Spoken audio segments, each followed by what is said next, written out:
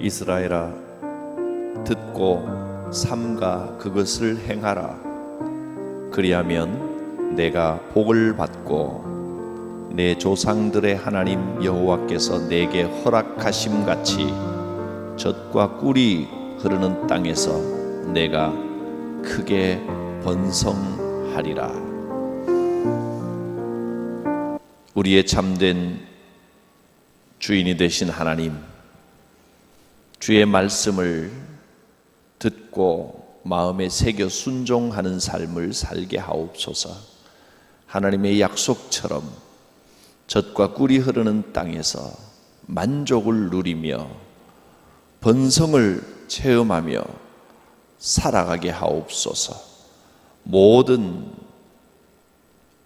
고난과 삶의 문제들은 여호와의 뜻 안에서 다 물러가게 될 줄 믿습니다. 예수님의 이름으로 기도드립니다. 아멘.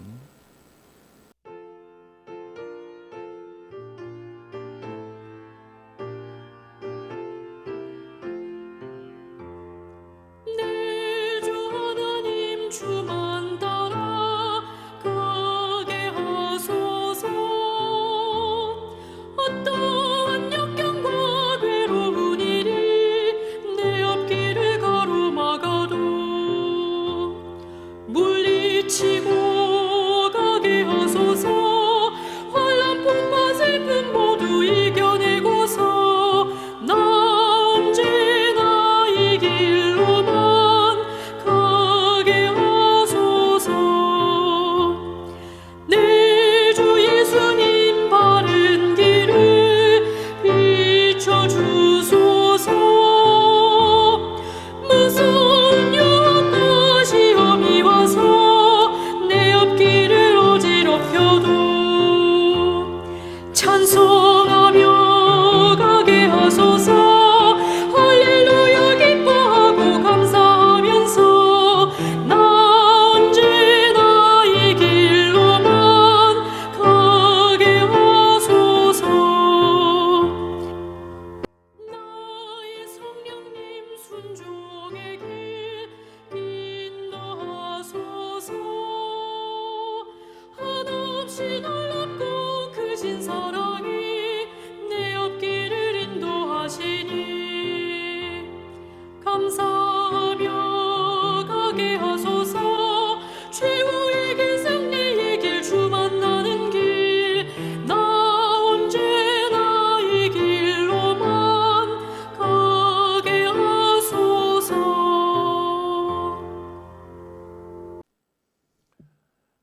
하나님의 말씀은 민수기 22장 31절부터 34절까지를 봉독하겠습니다. 그때에 여호와께서 발람의 눈을 밝히심에 여호와의 사자가 손에 칼을 빼들고 길에 선 것을 그가 보고 머리를 숙이고 엎드리니 여호와의 사자가 그에게 이르되 너는 어찌하여 내 나귀를 이같이 3번 때렸느냐.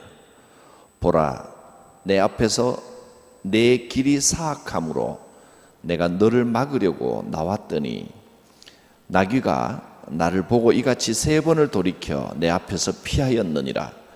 나귀가 만일 돌이켜 나를 피하지 아니하였더라면 내가 벌써 너를 죽이고 나귀는 살렸으리라. 발람이 여호와의 사자에게 말하되 내가 범죄하였나이다.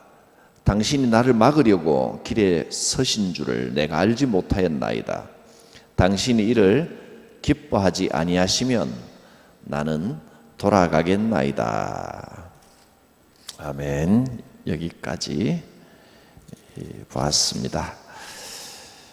오늘 내용은 발람이라고 하는 이름의 선지자에 관한 독특하고 아주 간단한 에피소드인데 민수기 22장부터 24장까지 22, 23, 24장 세 장에 걸쳐서 기록이 되어 있습니다.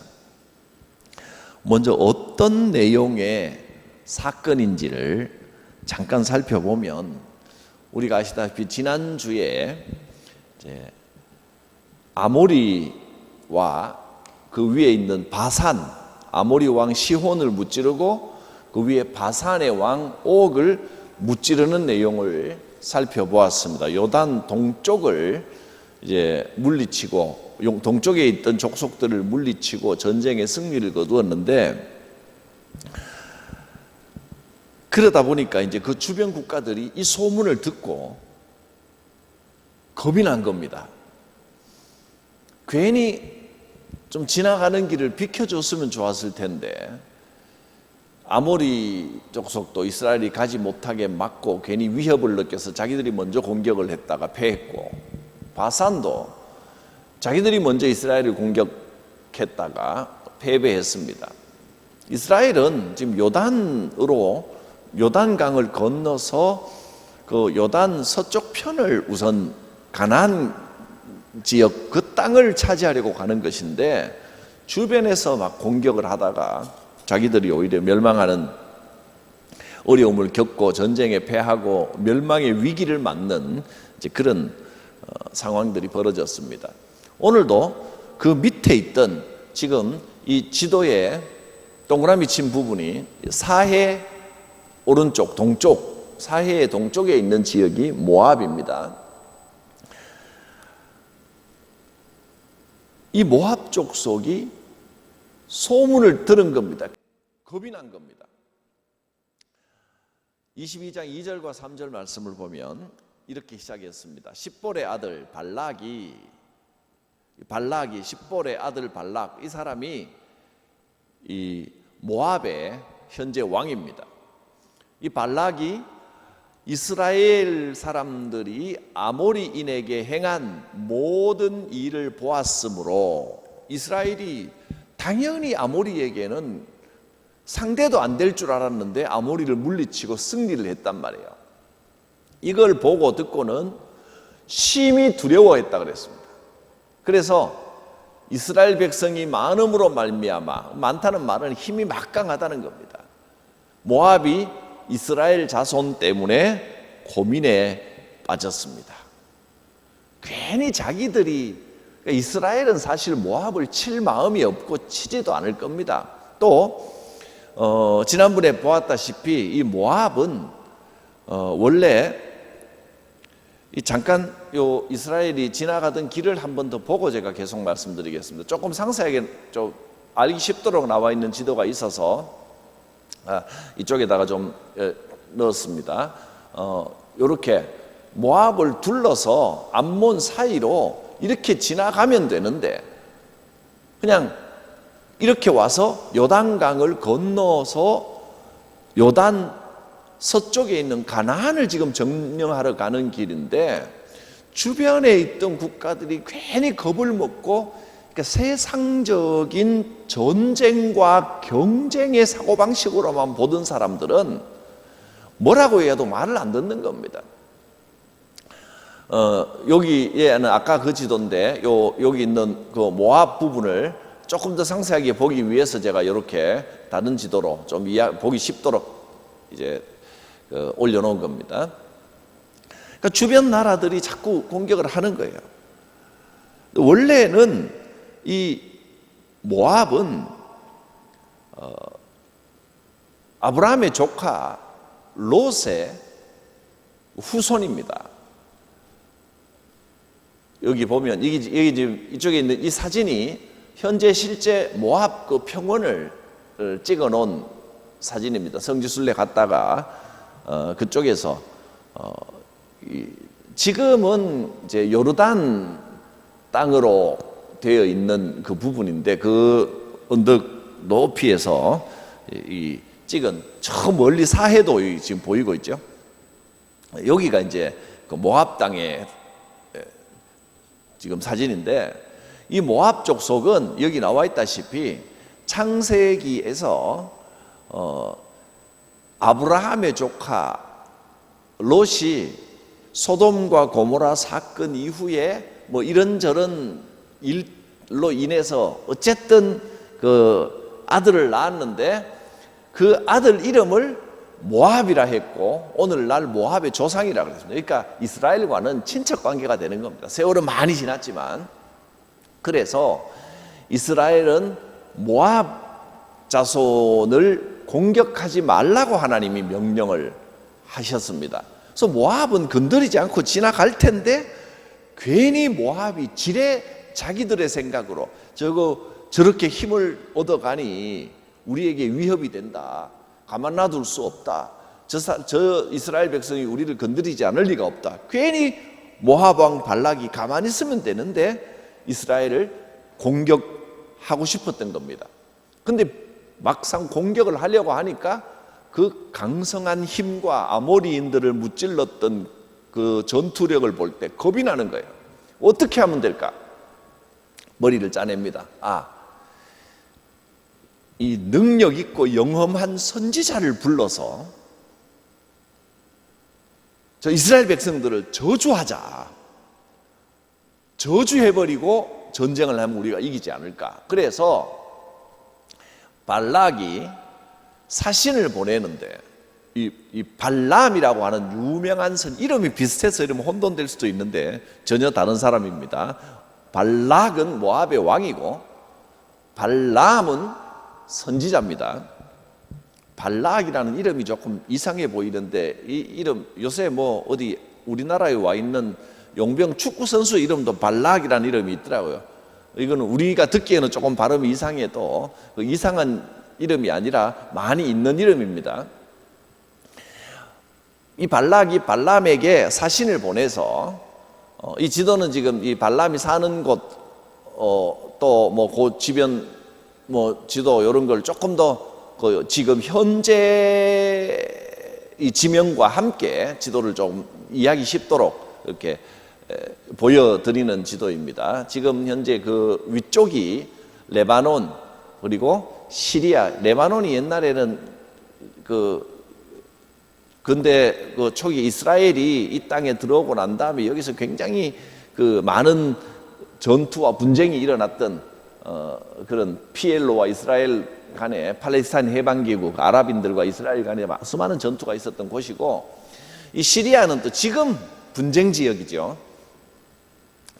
시리아 그리고 이 밑에는 사우디아라비아 또 이쪽 끝에는 애굽, 이집트 이렇게 또 이 요단강 동쪽은 지금 요르단 뭐 이렇게 되어 있습니다. 우리가 이스라엘이 지금 쭉 거쳐서 올라오는 그 왕의 대로로 지나지 못하고 빙 둘러서 올라왔던 그 지역들 에돔 그다음에 모압, 암몬 여기가 다 지금 그 요르단의 수도로 되어 있습니다. 자, 아무튼 이스라엘은 지금 어디에 와 있느냐 하면 그 요단강을 건너면 되는 사해 위에 쪽 요단강에 건너편에는 여리고성이 지금 이쪽에 이 요단강만 건너면 사해 바로 위에 쪽 요단강을 건너면 바로 여리고성을 마주보는 그 강을 건너기 직전 거기 지금 와 있는 겁니다. 발락은 발람에게 사람을 보내서 저 민족이 지금 설명을 하고 있습니다. 이 5절에 보라 한 민족이 애굽에서 나왔는데 그들이 지면에 덮여서 아주 인구가 더 많아지고 강성해졌다는 이야기입니다. 그래서 우리 맞은편에 거주하였고 지금 우리 가까이에 와 있다. 우리보다 강하니 청하건대 발람 보고 청합니다. 와서 나를 위하여 이 백성을 저주를 해달라. 내가 혹시 그들을 쳐서 이겨 이 땅에서 당신이 저주를 해주면 우리가 이겨서 그들을 몰아낼 수 있지 않겠는가. 그대가 복을 비는 자는 복을 받고 저주하는 자는 저주받을 줄 내가 알미니라. 발람이 선지자로서는 상당히 그때 당시로는 그 모압뿐이 아니라 주변 국가들에게까지 이름이 날 정도면 상당히 능력 있고 유명한 선지자였던 것을 알 수가 있습니다. 이렇게 이제 발락이 발람을 데리고 와서 모셔와서 모압이 승리하고 이스라엘이 패배하도록 저주를 해달라. 근데 이 발람은 지금 부돌이라고 하는 곳에 사는 이거 이방인이 아닙니다. 근데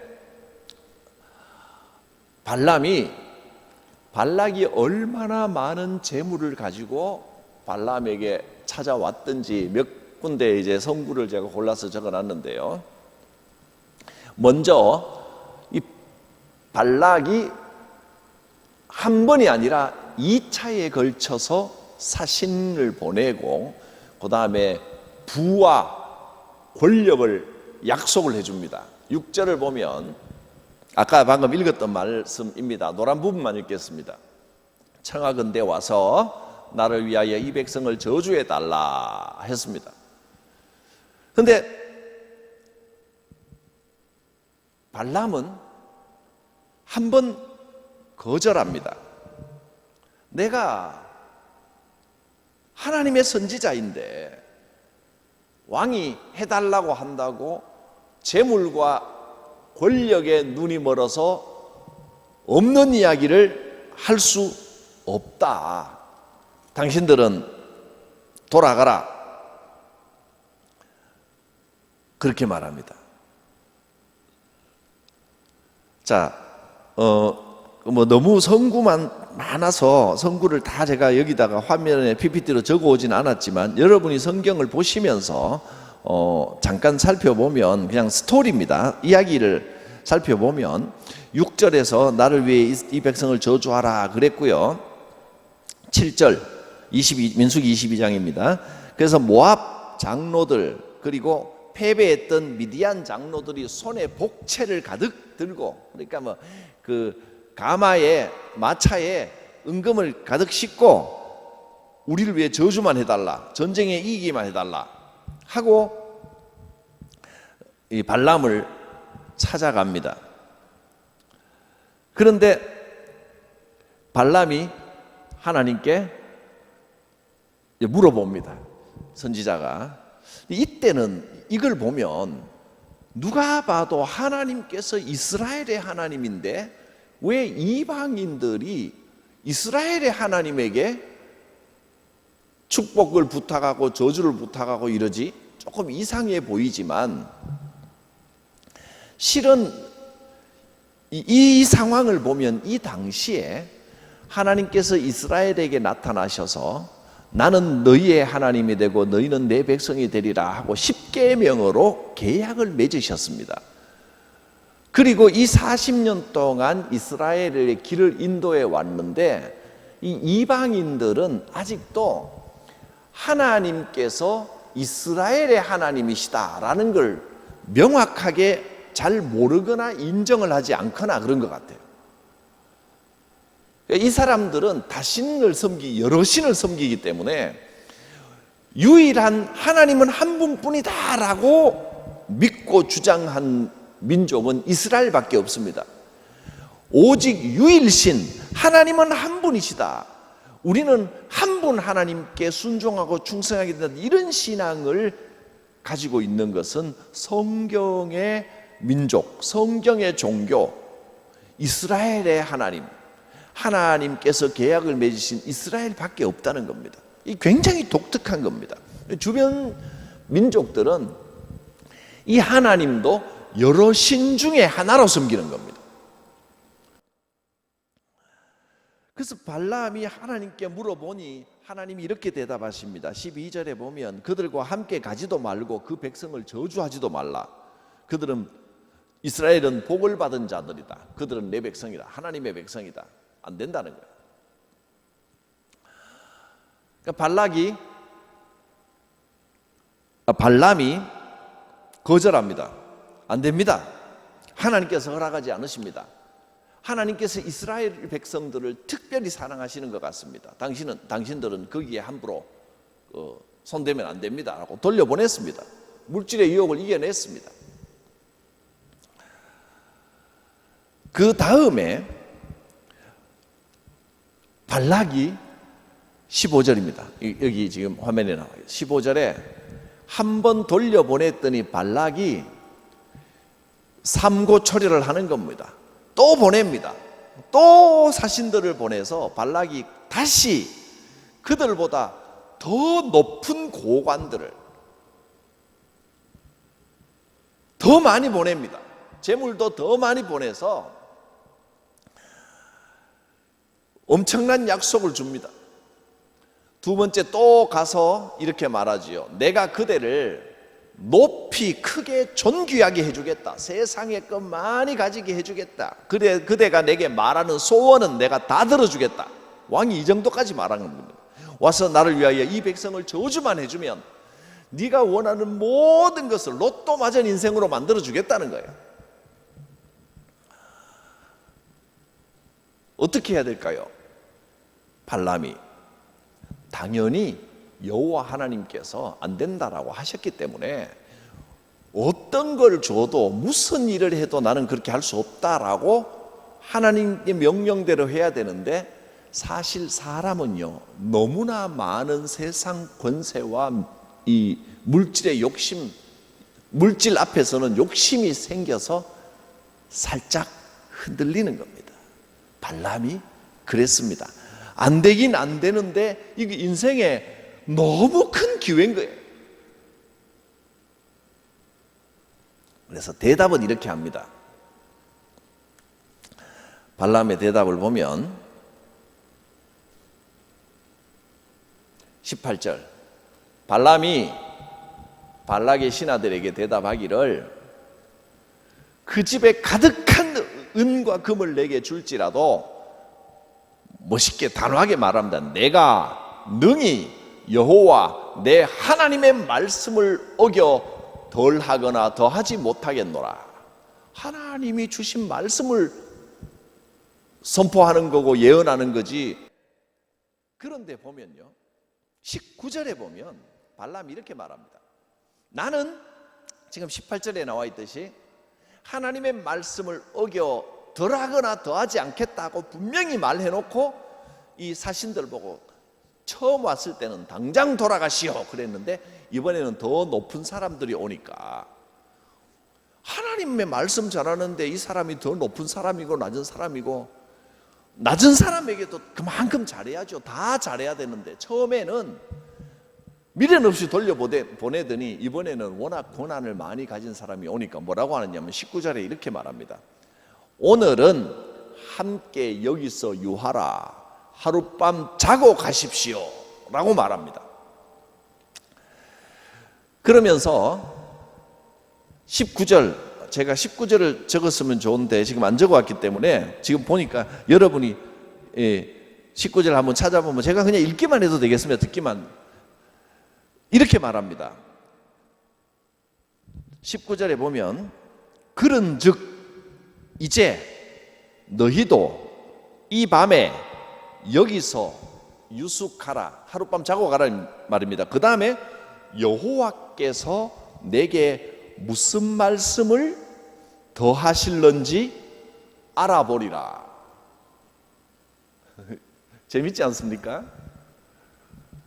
처음에 왔을 때는 나는 하나님이 주신 말씀 외에는 조금도 더 전하지 않는다, 빼지도 더하지도 않는다, 돌아가시오 하고 탁 돌려보냈는데, 두 번째 더 높은 사람들이 많이 와서 막 이 동네가 떠들썩하게 찾아온 겁니다. 지금 검은 세단들이 막 와가지고 밖에 차들이 쫙 서가지고 막 멋진 옷을 입은 비서관들, 경호원들하고 같이 탁 높은 사람들이 와가지고, 예를 뭐 국무총리가 와가지고 좀 만납시다 목사님. 목사님이 와서 꼭 이 축복 기도를 해주셔야 됩니다. 목사님이 와서 설교를, 이 정권에 대한 설교를 탁 해주셔야 교인들도 그러고 백성들이 목사님 말에 영향을 받고 따라옵니다. 와서 이거 해주시오. 하나님이 원하시는 게 아닙니다. 그리고 딱 돌려보내면 좋은데 그 다음 말이 일단 하루 주무십시오. 하나님이 무슨 말씀을 더 하실는지 조금 더 기다려 보십시다. 흔들린 겁니다. 유혹이 흔들린 거예요. 여지를 두어버리면 반드시 여기에 넘어가게 됩니다. 고생 그 고난의 길을 지나와서 이제 하나님의 백성으로 정착하여 하나님의 백성의 삶이 어떤 것인가를 보여주는, 그러니까 애굽에서는 세상에서 살고 있는 죄인, 세상과 다르지 않은 세상의 삶과 구별되지 않는 삶을 살았는데 이제 애굽을 탈출합니다. 출애굽하여 어디로 갔습니까? 광야로 갔습니다. 광야는, 이 출애굽은 하나님이 우리를 건져주신 겁니다.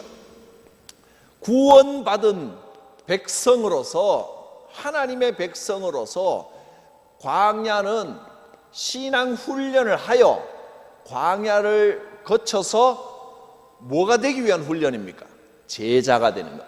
우리를 제자로서 삼아 주셨기 때문에 이제 가나안에서의 삶은 제자의 삶입니다. 제자의 삶. 제자의 삶을 저는 주로 뭐라고 표현했나요? 하나님 나라를 살아가는 겁니다. 이게 하나님 나라 복음입니다. 제자의 삶을 사는 겁니다. 하나님 나라를 살아가는 겁니다.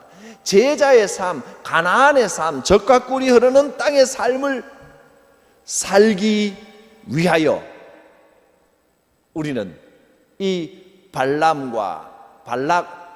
특히 발람 사건이라고 이름을 부르겠습니다. 이 발람 사건을 명심해야 된다는 겁니다. 제자의 삶은 물질에 조금 더 흔들리면 안 됩니다. 정치권에 흔들리면 안 됩니다. 그게 제자의 삶입니다. 우리가 이 많은 광야 훈련을 받고 난 다음에 가나안의 삶, 제자의 삶을 살아가기 위해서는 주변 나라들과 권세 있는 자들이 우리를 계속 흔들려고 할 것입니다. 그러나 우리는 조금도 미련 없이 진리 위에 굳건히 서야 됩니다. 근데 발람은 이렇게 말해놓고 내가 능히 여호와 내 하나님의 말씀을 조금도 어기지 않겠다라고 말은 해놓고 내심 이 너무 큰 기회가 찾아온 겁니다. 내 인생에 이런 기회가 또 찾아올까? 왕이 무슨 소원이든지 다 들어주겠다는 겁니다. 그것도 2번씩이나 보내가지고 그 나라에서 제일 왕 밑에 제일 높은 사람들을 숱하게 여러 사람을 보내서 말만 하라는 겁니다. 이거 흔들려 버린 겁니다. 겉으로는 아닌 척하면서, 겉으로는 경건한 척하면서 속으로 물욕의 유혹을 받아버렸습니다. 그래서 하나님께서 그 밤에 발람에게 나타나셔서 꿈으로 나타나셨는지 아니면 실제로 임재에서 모습으로 들려주셨는지 음성인지 모르겠지만 아무튼 발람에게 이 메시지를 주셨습니다. 그 사람들이 너를 부르러 왔거든. 일어나 함께 가거라. 가라. 한번 겪어봐라는 겁니다. 제가 생각해 이 말에 담긴 말씀은 이게 좀 이상하거든요. 당연히 이방 민족이 자기들의 욕심을 이루기 위하여 이스라엘을 저주하라고 불렀는데 하나님께서 가라 그러시는 거예요. 이 말이 좀 이상한 것 같은데 하나님께서는 발람 속에 이미 그 욕심이 꿈틀거렸다는 걸 아시는 겁니다. 그냥 놔두고 이 욕심은, 사람 안에 있는 욕심은 정말 믿음도 겨자씨만한 믿음이 큰 나무가 되지만 욕심도 겨자씨만한 욕심이 생기면 순식간에 걷잡을 수 없이 커집니다. 진리도 누룩처럼 퍼져가지만 죄악도 누룩처럼 퍼져갑니다. 작은 거 하나를 허용하면 요 정도야 괜찮겠지. 순식간에 큰 나무가 돼서 내 인생을 잡아먹어버립니다. 이 정도 코 꿰는 것이야. 이 정도는 괜찮겠지. 여러분, 죄악은 깨끗하게 끊어내는 것이지 요 정도는 괜찮겠지 하고 타협하는 게 아닙니다. 죄악은 타협하면 큰일 납니다. 하나님께서 한번 겪어보라는 겁니다. 그래서 이 말씀대로 발람이 이제 다음날 그 사람들과 같이 길을 떠납니다. 근데 이제 유명한 이 사건, 이제 정말 여러분이 수없이 들었던 그 사건, 발람과 나귀 사건이 이제 벌어지는 겁니다.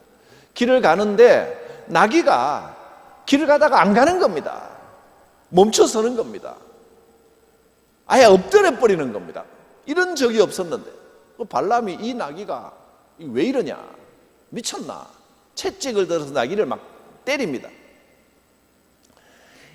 이 나귀는 여기 지금 이 성화 그림에서 보듯이 여호와의 사자가 위에 서 있습니다. 근데 발람은 지금 유혹에 흔들려버린, 물욕에 흔들려버린 사람은 영성이 약해지는 겁니다. 하나님께서는 나귀의 눈을 들어 여호와의 사자를 보게 하셨는데 막상 선지자인 발람은 여호와의 사자를 보는 눈이 흐려져 버렸습니다. 여호와의 사자를 보지 못합니다. 나귀가 27절 여호와의 사자를 보고 발람 밑에 엎드리니 발람이 노하여 자기 지팡이로 나귀를 때렸다 했습니다. 그때 여호와께서 발람의 눈을 밝히시니 여호와의 사자가 손에 칼을 빼들고 그 곁에 서 있는 것을 그제서야 보고 머리를 숙이고 엎드렸습니다.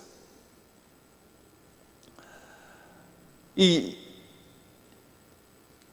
나귀가 발람이 하도 자기를 때리니까 나귀가 발람 보고 나귀의 입이 열립니다. 그 나귀가 말을 합니다.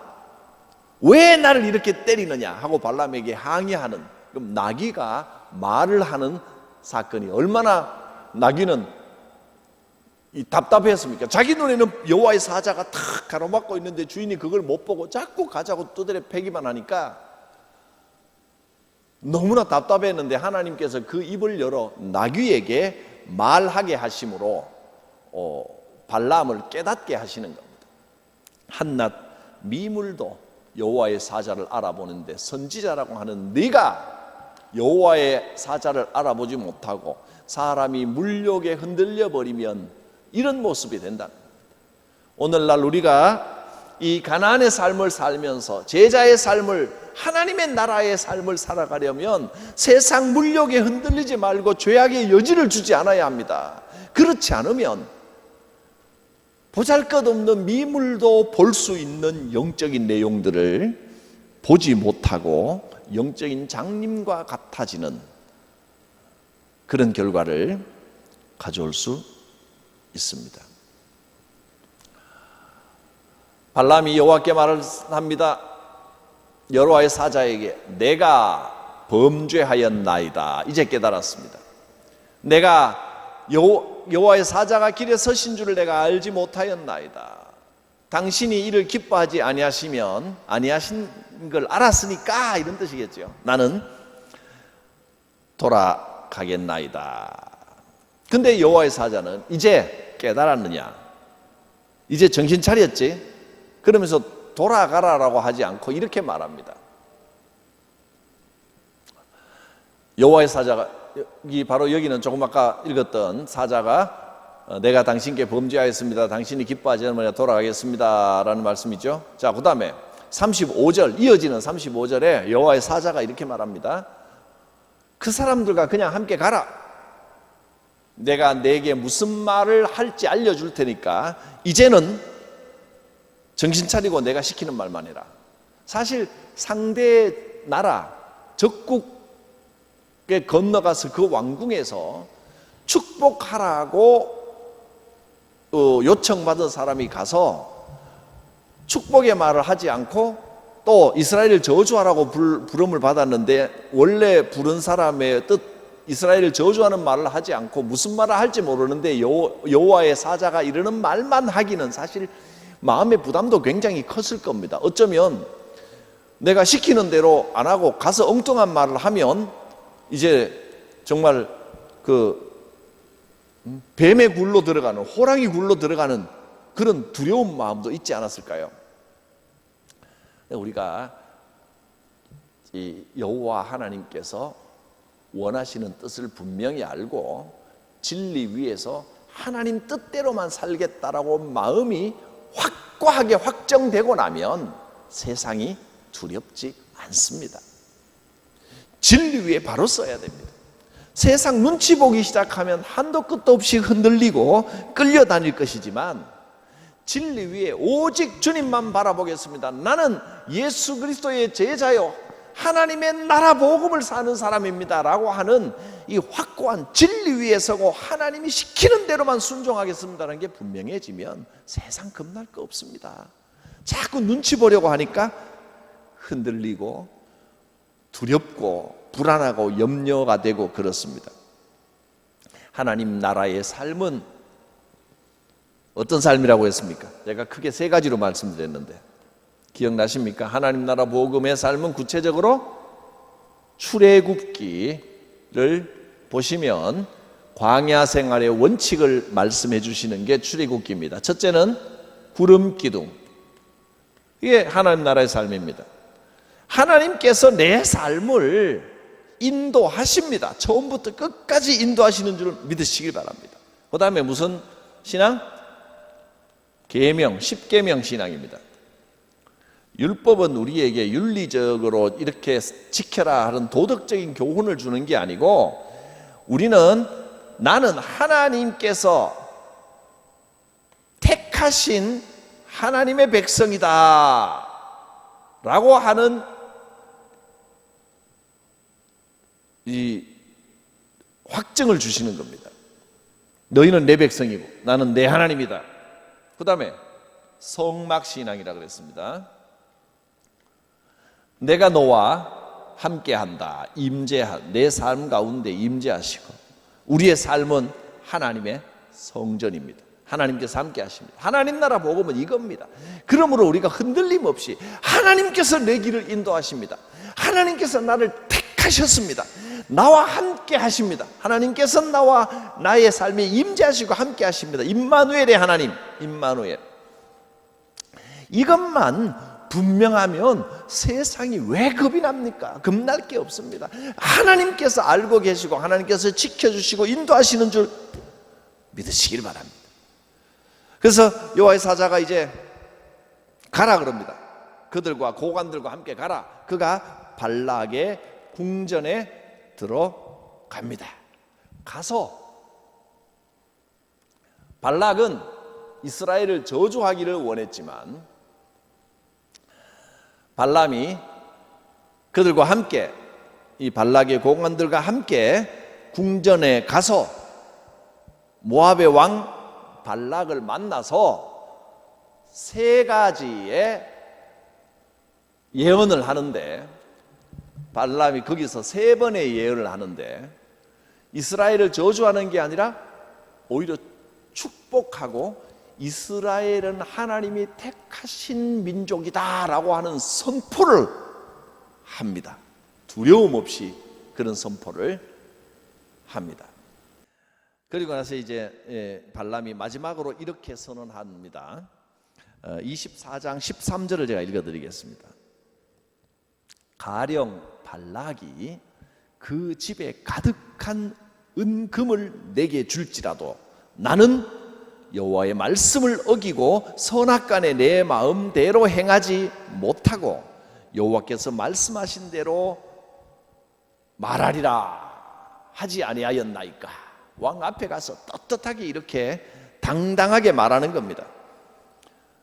그 집에 가득한 금과 은을 내게 다 줄지라도 나는 여호와께서 하라고 명하신 그 말씀만 전하겠습니다.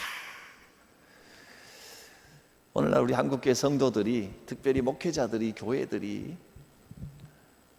이 말씀, 이 입장 위에 분명하게 서게 되기를 바랍니다. 이제 우리가 이 죄에서 벗어나서 신앙의 훈련을 받고 이제는 신앙의 훈련이라고 하는 게 이제 훈련을 받았지만 40년 훈련을 받았다고 해서 완전해진 건 아닙니다. 그러나 분명한 것은 이 광야 훈련 동안에 우리가 뭘 배웠습니까? 이걸 배웠단 말이에요. 하나님 나라 복음을 배웠단 말이에요. 광야 동안에. 광야 생활이 끝났다고 해서 제자가 됐다고 해서 우리가 완전해진 게 아닙니다. 죄악의 유혹은 언제나 옆에 있습니다. 지금도 유혹과 죄악들이 우리를 흔들고 있고 우리 안에 있는 죄의 속성이 사라지지 않고 그대로 남아 있지만, 제자의 삶은 죄가 없이 완전해진 삶을 말하는 게 아니고 이 체험을 분명히 갖고 있는 게 제자의 삶입니다. 광야 생활, 여러분 고난을 통하여 지금까지 지내온 삶을 통하여 이 사실, 하나님의 나라 복음, 하나님이 어떤 분이신지, 구름 기둥의 하나님, 십계명의 하나님, 성막의 하나님을 분명히 알았습니다. 이것을 놓치지 않고 굳건하게 붙들면서 수많은 유혹 가운데서도 흔들리지 않고 다시금 이것 하나님의 나라 신앙을 또 돌아보고 또 돌아보고 또 돌아보고, 이 구름기둥 십계명 성막의 신앙으로 계속해서 돌아가서 이 반석 위에 굳게 서서 유혹이 없는 게 아니고 죄악이 없는 게 아니지만 그 모든 유혹과 죄악을 이 신앙, 하나님 나라 복음의 신앙으로 유혹과 죄악을 이겨내고 승리하는 것이 제자의 삶이요 가나안의 삶입니다. 하나님께서 함께해 주실 줄 믿습니다. 여러분, 하나님 나라 복음 위에 살고 이 복음을 살아가시기를 축복합니다. 기도합니다. 거룩하신 하나님, 발람을 통하여 우리에게 교훈을 주셨습니다. 세상은 계속 우리를 유혹하고 세상의 것으로 흔들려고 하지만 진리 위에 견고하게 서게 하시고 모든 욕심과 그 세속적인 탐욕들을 단호하게 끊어내고 진리 위에 굳건하게 서서 살아가는 우리의 삶이 되게 하옵소서. 예수님의 이름으로 기도드립니다. 주님, 주의 성도들을 축복합니다. 이 시간 말씀 듣기를 사모하여 이 영상을 통하여 또 주의 말씀을 묵상하는 성도들, 말씀에 힘을 얻게 하시고 말씀 위에 견고하게 서게 하시고 주님 오른팔로 붙들어 주심을 체험하게 하옵소서. 우리 구주 예수 그리스도의 구원의 은혜와 하나님의 크신 사랑과 성령님의 감동 충만 교통하심이 성도들 머리 위에 함께 하옵시기를 축원하옵나이다. 아멘.